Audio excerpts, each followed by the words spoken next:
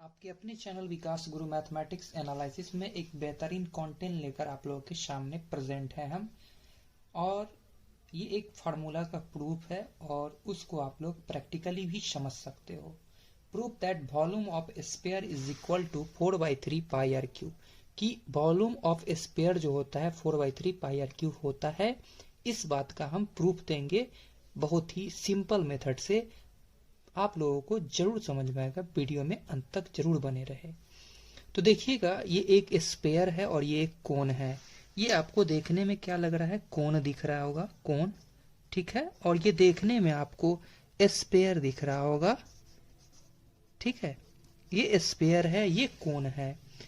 ध्यान से समझिए इस बात को। हम कुछ बोलेंगे यहाँ पर, इसको अगर हम लोग काट दे और होल कर दे, इसमें पानी भरे और इस पानी को इसमें उड़ेल दे, डाल दे, तो एक बार डालेंगे तो ये हाफ पोर्शन को भर लेगा, ठीक है। दूसरी बार डालेंगे तो ये पूर्णतः भर जाएगा, मतलब इसमें थोड़ा भी स्पेस नहीं बचेगा। इससे एक चीज तो स्पष्ट हो सकता है कि इसका जो वॉल्यूम है 2 टाइम्स करने पे इसके वॉल्यूम के इक्वल है। दैट मीन्स हम बोल सकते हैं 2 times 2 multiply volume of cone is equal to volume of sphere। Volume of sphere, ये बहुत ही सिंपल सा कॉन्सेप्ट है जिसकी मदद से हम बहुत आसानी से इस चीज को सॉल्व कर पाएंगे, ठीक है। 2 मल्टीप्लाई वॉल्यूम ऑफ कोन, आप बोल सकते हो 2 multiply volume of cone 1/3 pi r square H होता है is equal to volume of sphere, volume of sphere. तो यहाँ पर एक बात हम कहना चाहेंगे आप लोगों को, ध्यान से समझिएगा। इसका ये रेडियस है जिसको हम लोग R से रिप्रेजेंट कर रहे हैं। जितना बड़ा इसका रेडियस होगा उतना ही बड़ा इसका भी रेडियस आप लोगों को लेना है। ये बात गांठ बांध ले। अगर हम लोग प्रैक्टिकल करेंगे तो ये बात को ध्यान में रखना है। साथ ही साथ इसका जितना डायमीटर होगा, इसका जितना डायमीटर होगा उतना इसका हाइट रखना है, उतना इस कोन का हाइट रखना है।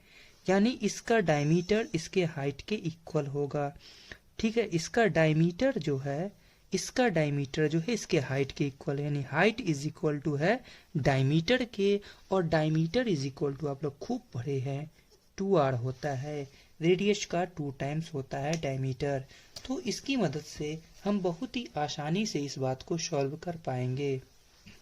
तो देखिएगा, हम यहाँ पर 2 लिखे मल्टीप्लाई 1/3 पाई आर स्क्वायर, और h जो है पहले ही बोल चुके डायमीटर के इक्वल होना चाहिए, और डायमीटर किसके इक्वल है? 2r के। तो मल्टीप्लाई हम लोग 2r करेंगे तो निकल के आ जाएगा volume of sphere, volume of sphere, ठीक है। 2 2 4 आ जाता है, और जब हम लोग मल्टीप्लाई करते हैं तो यह आ जाता है 4/3 पाई, रेडियस स्क्वायर को रेडियस से मल्टीप्लाई किया गया, रेडियस पर power q is equal to volume of sphere. तो आप लोगों को बिल्कुल समझ में आ गया होगा कि वॉल्यूम ऑफ स्फीयर जो होता है वह 4/3 पाई आर क्यूब होता है। वो कैसे? आप इस चीज को प्रैक्टिकली भी कर सकते हैं, जिसके लिए आप लोगों को एक गेंद लेना होगा। उस गेंद के हाइट के इक्वल, बोले तो उस गेंद के डायमीटर के इक्वल एक कोन बनाना होगा। साथ ही साथ उस कोन का रेडियस उतना ही रखना होगा जितना स्फीयर का, यानी कि गेंद का रेडियस होगा।